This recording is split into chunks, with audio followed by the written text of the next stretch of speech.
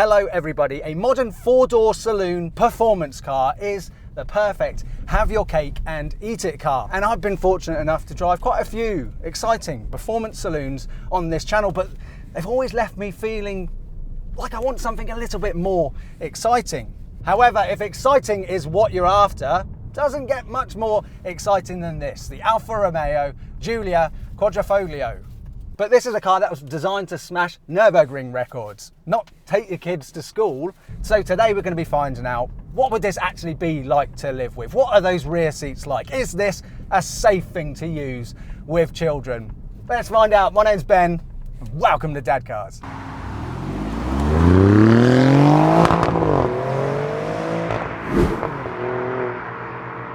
So sweetie, why do we love Alfa Romeo so much? Because in the last Alfa Romeo we filmed, it had toys and fidgets in. Yes, the Alfa Romeo Tonale, and is the only Bambini that Alfa Romeo let us borrow for a week. That was cool, wasn't it? Yeah. But is there any toys in this one? No. Are you a little bit disappointed? Yeah. Well, sweetie, do you want to hear a little bit about this car? Why Daddy's so excited about it? Yeah. So this has got a 2.9 litre V6 bi-turbocharged, which is basically an engine from a Ferrari 488 that someone at Alfa Romeo took a hacksaw to and chopped a little bit off and then slapped an Alfa Romeo badge on. Does that sound cool? Yeah. And it's paired to an 8-speed ZF automatic. And because this car is so light, it's got loads of carbon fibre and aluminium to it. It's very light for a four-door car, which means it can do 0 to 60, sweetie, in under 4 seconds. But we won't be doing that today because I think you need to be in race mode to do that. And I'll talk a little bit later on why we won't be going into race mode today. And it produces from standard over 500 horsepower, but I think this one is producing over 570 horsepower because the owner has, had a little tinker with it. Now, I'm a huge fan of coupe style cars, you know, style over practicality. And that's the thing with four-door cars, they are, you know, by design quite safe looking, aren't they? But the Giulia is one of the coolest looking four-door saloons that there is. I love the fact it's got the cloverleaf badges as well. Just an absolutely stunning looking car from every angle, really. Right, sweetie, should we put it into dynamic mode and then see how fast this is? Are you ready? All right, there's no one behind us. 20 miles an hour, national speed limit, let's go.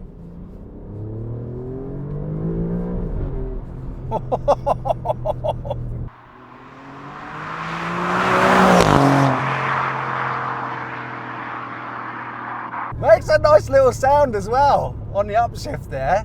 So look, I think this brings me on to what I hinted at earlier on. So this car won't actually deliver you all of the power in first, second, and I've heard even maybe third gear. You know, it kind of feeds it the power to you slowly. And the reason for that being, you know, rear wheel drive, this is a high performance car.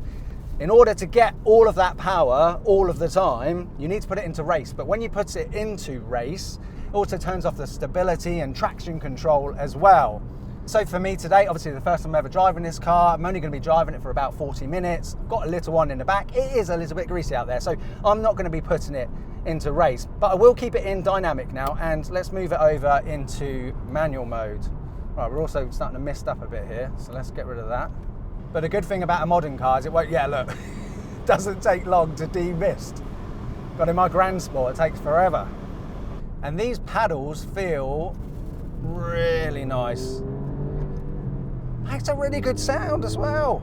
See, I'd heard that this bi-turbocharged V6 doesn't sound that great, but I mean, to my ears, actually experiencing it right now, well, let's open the windows. Let's have a listen. Drop it down.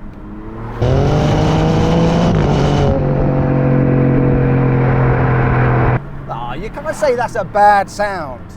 Obviously, it doesn't sound as good as a naturally aspirated V8, but that sounds pretty cool. I'm quite impressed with that.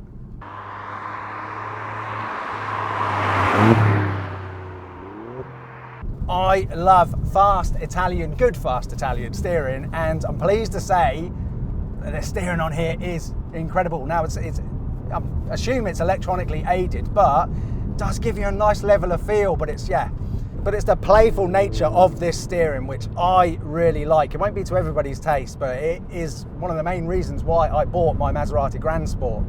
Right, let's talk about internal looks now. But before I tell you about what it's like sitting here as a driver, let's hop into the back and check out the rear practicality. So as one would expect from a four-door saloon, rear space is excellent. Now, I'm 5'11", long torso, can sit right back, and my head is just about not touching the roofline. And you've got two sets of Isofix back here as well. Also got top tether points. But these seats are leather and Alcantara. I would not recommend Alcantara option if you are going to be having children in the back. Alcantara and children don't mix. You've got a charging port in the back and some carbon fibre surrounds of these vents. And the interesting thing about 2018, 2019 Quadrifoglios is that they're the only ones which have a free seat option. A free seat option which is split folding. So if you are looking for one of these to be a proper dad car, go for a 2018, 2019. And taking a quick look at the owner's manual, I discovered that you can in fact switch off the passenger side airbag, despite the fact there is no physical switch. You have to do it electronically, pressing the button on the center console. And I'm pleased to confirm as well that their boot is massive. And whilst the opening is slightly restricted, still nowhere near as restricted as, say, a Mustang. Oh, and one last thing. These Isofix flaps aren't designed very well, because I just opened one of them up and a piece of the plastic snapped off. I've offered to pay for a new one because I feel quite bad about that.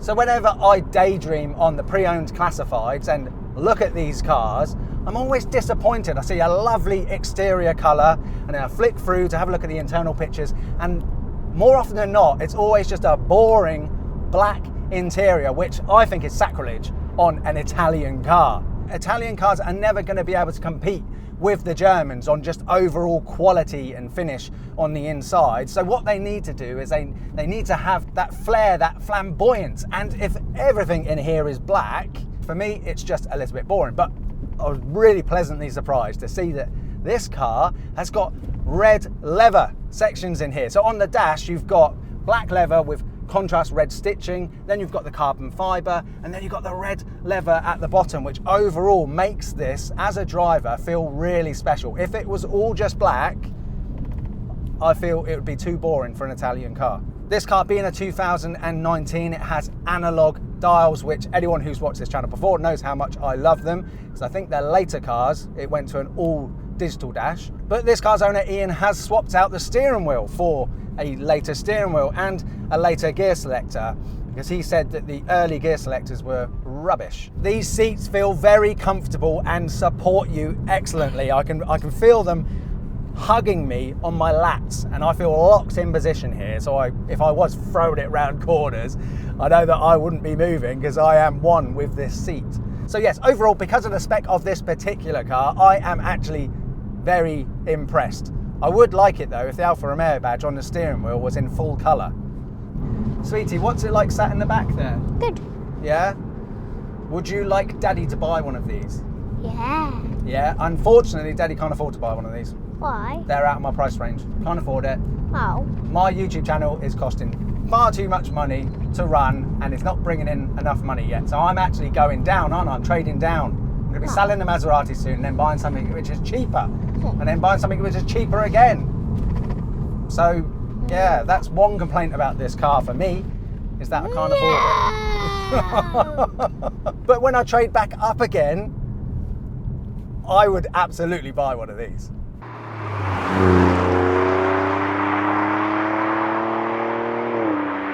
Right, now let's pop it back into N. And what I think this demonstrates is something that's quite important actually if you're buying a car to be a family car. My wife used to drive my Aston Martin DB9, you know, fairly frequently. If her car was getting worked on, in for MOT or something like that, she would happily drive the DB9 and it was very easy to drive. She hasn't yet driven the Grand Sport, and when her car was in for MOT earlier on this week and she actually needed to use my car, she couldn't, because she said, no, look, I don't want to drive that until I drive it with you. Whereas if I had one of these, look, driving it now in automatic mode, in N, this is such an easy thing to drive. You know, even with the steering being a little bit faster, it's still very, very intuitive. Well, having said that, I just experienced it then. The brakes are a little bit odd. Apparently it's brake by wire. So something to save weight, is it? So yeah, look, the brakes take a little bit of getting used to, but it's far from something that's going to be an issue. If you've never driven a car like this before, just after driving it for like 5 minutes, I'm sure you'll just get used to the brakes being a little bit odd. So it's all sounding really good, but how much does it cost to run a performance car like this? Well, miles per gallon, I think in the real world, from speaking to this car's owner, speaking to other people, I think around sort of mid-20s with mixed driving, that should be achievable. This car's owner, Ian, told me that the best he has ever got on a run is 44 miles per gallon, which is incredible. But he also told me that on a track, he's got 4 miles per gallon out of it, which is quite impressive. Because I believe it has cylinder shutdown. So when you are on a run, it is capable of getting those high miles per gallon, which is, again, that's an important thing. It's a pain that I'm feeling at the moment with the Grand Sport, because even on a run, I'm struggling to get 20 miles per gallon in the Grand Sport. And servicing costs will be around £600 for a minor and around £1,900 for a major. Oh, but admittedly, that is from main dealer, and Alfa Romeo main dealer network doesn't have the best reputation, let's say, so you'll probably be better off just going for a independent specialist anyway, and then you'll be able to save some money on those servicing costs. Tax, ew, yeah, that is a bit of a stinger, because I'm sure it's going to be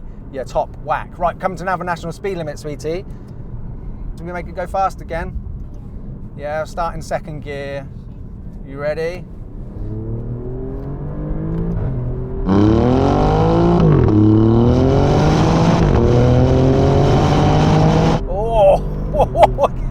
You really feel it picking up when you get into third and fourth gear. It really does hone in those horses in first and second gear in dynamic mode, which I can understand why that has brought in some criticism. But you know, here on the DadCars channel, where in actual fact, honestly, like 80% of the time when I'm driving my exciting car around, you know, I've got children on board, I'm doing city driving, and you know, having something like this in a mode where you don't actually have to think, you can just put your foot down, which means maybe on the DadCars channel, that makes the way that Alfa Romeo set this up kind of a perfect fit.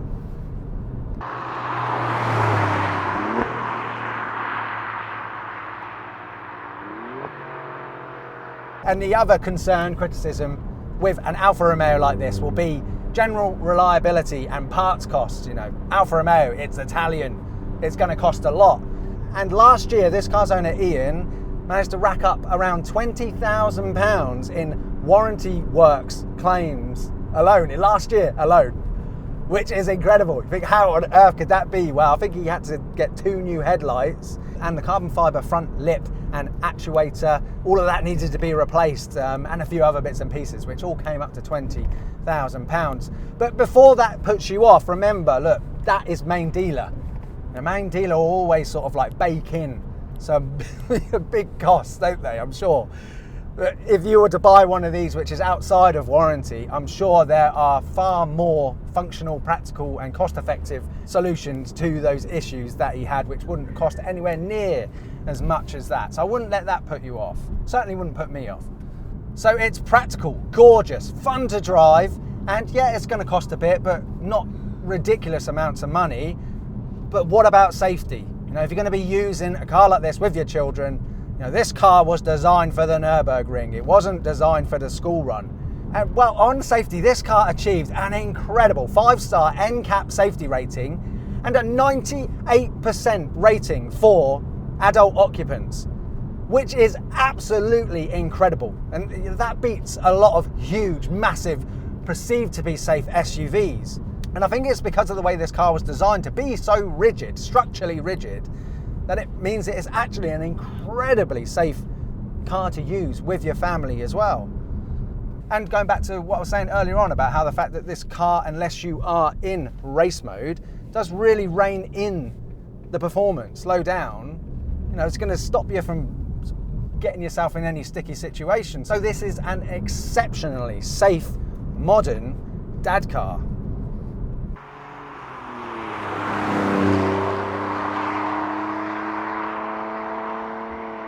I need to say a massive thank you to this car's owner, Ian. He drove a long way to bring this car to me today so that I could drive it with my pickle. So I really appreciate it. Also, thank you to the DadCars subscribers who offered me their Giulia to feature on the channel just because of logistics getting there. And I really did hope that Alfa Romeo were gonna send me one of these for a week to actually spend some time with. So that's why I sort of held out, but you know, I'm doing it now because it looks like, because that Tonale video didn't get many views, I don't think Alfa Romeo are gonna be loaning us another car anytime soon, unfortunately. Sweetie, so we weren't overly impressed with the Tonale as a car, but I reckon we need to try a Stelvio, because I think the Stelvio actually shares a similar platform to this, and we could buy one of those for Mummy.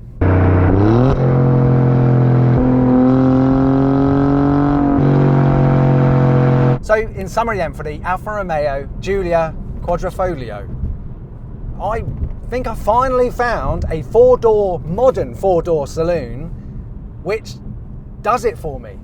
I would happily own one of these.